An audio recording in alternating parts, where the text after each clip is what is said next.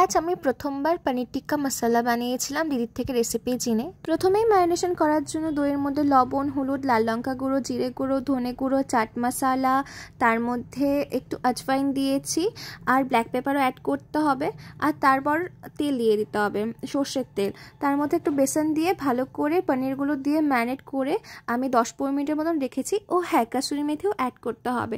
তারপর যে কাটা ভেজিটেবলগুলো ছিল যেমন টমেটো, পেঁয়াজ আর ক্যাপসিকাম, সেগুলো দিয়েও একটু ম্যারিনেট করে রেখে সাদা তেলে ভেজে নেব। আর পুরো রান্নাটা সাদা তেলেই করতে হবে। এরপর সে তেলের মধ্যে আমি গোটা জিরে ফোড়ন দিয়েছি, তার মধ্যে কুচি কুচি করে রাখা পেঁয়াজ দিয়েছি আর তার মধ্যে একটু রেড চিলি পাউডার আর ধনে গুঁড়ো একটু দিয়েছিলাম।